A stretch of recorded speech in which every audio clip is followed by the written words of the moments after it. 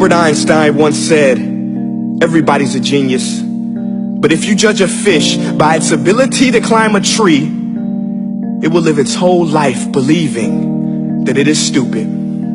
Ladies and gentlemen of the jury, today on trial we have modern day schooling. Glad you could come. Not only does he make fish climb trees, but also makes them climb down and do a 10-mile run. Tell me, school, are you proud of the things you've done?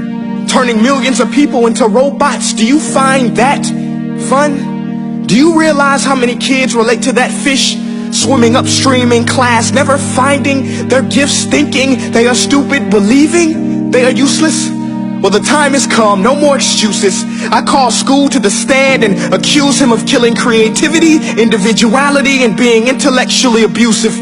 He's an ancient institution that has outlived his usage. So, Your Honor, this concludes my opening statement, and if I may present the evidence of my case, I will prove it. Proceed. Exhibit A. Here's a modern day phone. Recognize it? Here's a phone from 150 years ago. Big difference, right?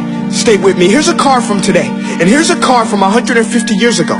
Big difference, right? Well, get this. Here's a classroom of today, and here's a class we used 150 years ago. Now, ain't that a shame? In literally more than a century, nothing has changed. Yet you claim to prepare students for the future?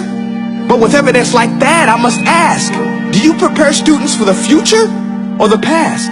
I did a background check on you and let the record show that you were made to train people to work in factories, which explains why you put students in straight rows, nice and neat, tell them sit still, raise your hand if you want to speak, give them a short break to eat, and for 8 hours a day, tell them what to think. Oh, and make them compete to get an A letter which determines product quality, hence grade A of meat. I get it.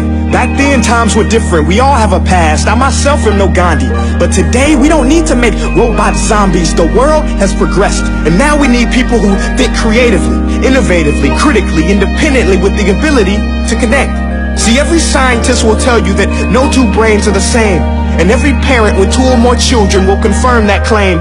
So please explain why you treat students like cookie cutter frames or snapback hats, giving them this one-size-fits-all crap. Watch your language. Sorry, Your Honor, but if a doctor prescribed the exact same medicine to all of his patients, the results will be tragic. So many people will get sick, yet when it comes to school, this is exactly what happens. This educational malpractice, where one teacher stands in front of 20 kids, each one having different strengths, different needs, different gifts, different dreams, and you teach the same thing the same way?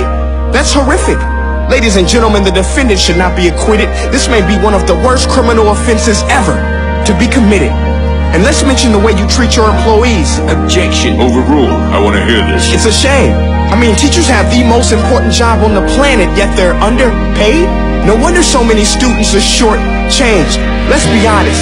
Teachers should earn just as much as doctors, because a doctor can do heart surgery and save the life of a kid, but a great teacher can reach the heart of that kid and allow him to truly live. See, teachers are heroes that often get blamed, but they're not the problem. They work in a system without many options or rights. Curriculums are created by policymakers, most of which have never taught a day in their life.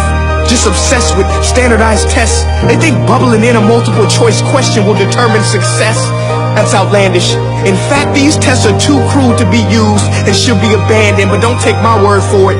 Take Frederick J. Kelly, the man who invented standardized testing, who said, and I quote, "These tests are too crude to be used and should be abandoned." Ladies and gentlemen of the jury, if we continue down this road, the results will be lethal.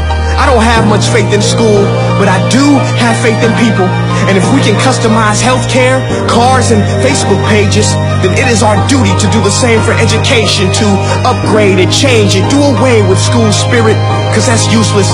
Unless we're working to bring the spirit out of each and every student, that should be our task. No more Common Core. Instead, let's reach the core of every heart in every class. Sure, math is important, but no more than art or dance. Let's give every gift an equal chance. I know this sounds like a dream, but countries like Finland are doing impressive things. They have shorter school days. Teachers make a decent wage. Homework is non-existent, and they focus on collaboration instead of competition. But here's the kicker, boys and girls. Their educational system outperforms every other country in the world. Other places like Singapore are succeeding rapidly. Schools like Montessori, programs like Khan Academy. There is no single solution, but let's get moving. Because while students may be 20% of our population, they are 100% of our future. So let's attend to their dreams, and there's no telling what we can achieve.